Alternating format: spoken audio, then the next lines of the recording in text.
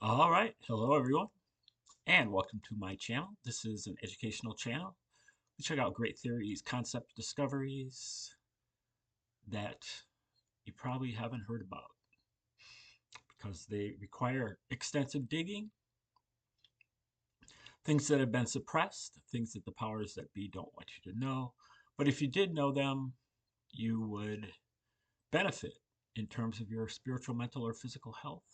And these are really digs for diggers. These are things that um, even the people who have been the truthers and have done the digging haven't dug this far yet. And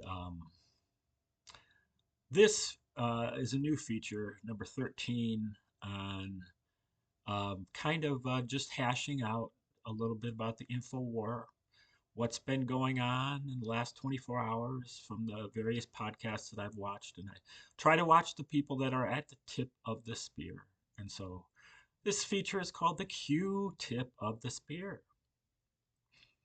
And yeah, for me, most of it a lot of it comes down to the soft disclosure people and the independent folks that are their rivals, that they don't really get along anymore.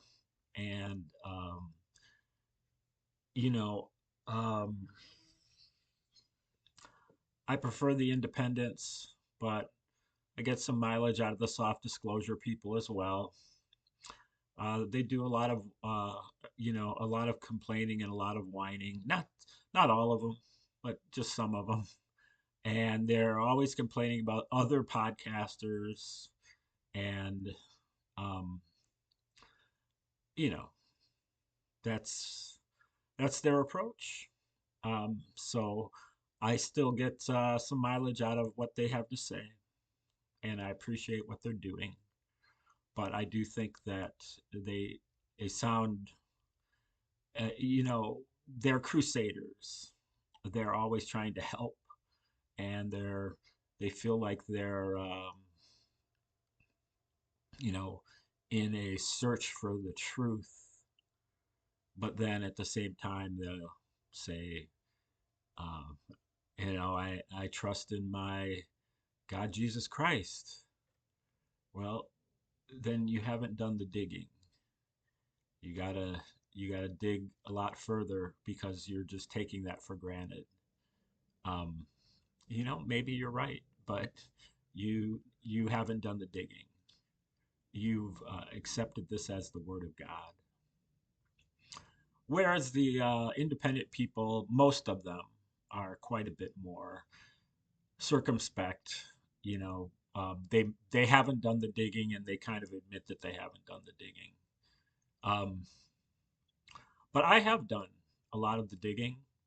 I'm doing it every day, so I'm not saying that uh, it's the be all end all that I've done all the digging, but I've uncovered a few codes, not really uncovered them myself, but just through the research that I've done, um, that are pretty conclusive that the New Testament of the Bible was written by the Romans, the Caesars of the Flavian dynasty of Caesars.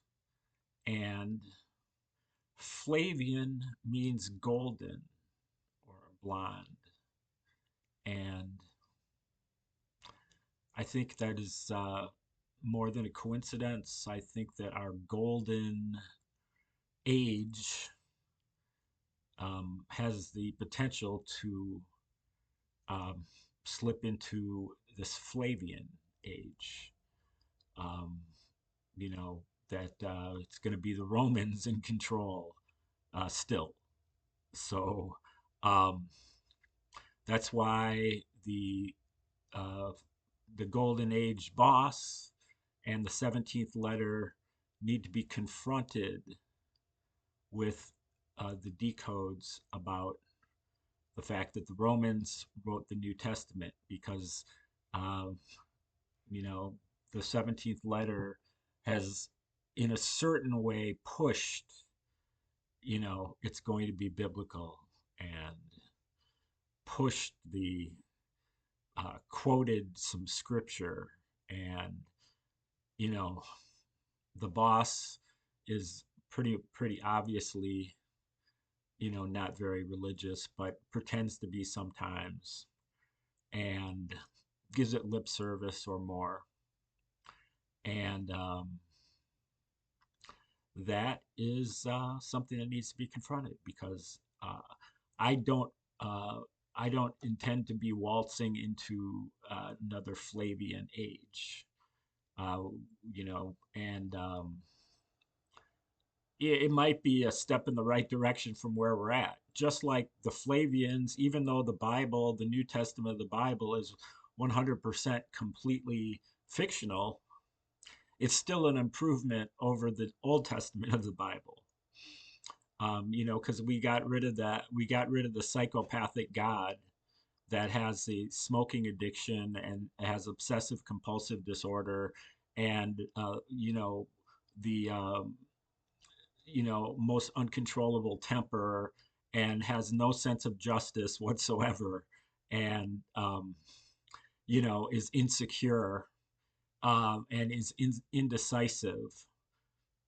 So we got rid of that God and got a better God, but in return, we got both Jesus and Satan. And so it's a push probably. If the Romans hadn't thrown in the Satan part, we'd probably be doing okay. And as I've said many times, of the five Western religions, Islam, Judaism, excuse me, Christianity, Satanism, and scientism, or otherwise known as atheism or communism, Christianity is by far the best of all of those. And when you judge the tree by the fruit, Christians are, honest, hardworking, and salt of the earth type people in general. Um, and so, I'm going to side with the Christians when they are opposing the Satanists every single time. But um, that doesn't mean that you know, the Romans want you to be good citizens. They want you to be hardworking. So that's how they're going to put their psychological operation together. It's targeted toward the Jews, but also toward, the slaves and the soldiers in the legions amongst the Romans. They want obedience. They want you to not be causing any trouble. So um, that's what rubs off in their religion, and that usually, you know, uh, creates a decent result. However, um, we have to, um, I guess, kind of just confront um, the powers that be about this. And I'd like to do it myself, but this is about all I can do right here is to speak into my channel and hope that I can somehow get some of the people that are more popular on Rumble, the including the soft disclosure people and the independent people that are always on the leaderboard. Um, get their attention because I do believe that several of the people that are on these networks, they have an open enough mind to take a look at the works of Josephus and compare them to their New Testament so that they can figure out that Josephus wrote the New Testament. And Josephus was a Roman, um, probably named Arius Piso. And there's overwhelming evidence for all of it, but especially the military campaign of Titus being exactly the same as the ministry of Jesus. Every place that Titus goes, Jesus goes in the same order, 40 different locations. They encounter parallel events at each location.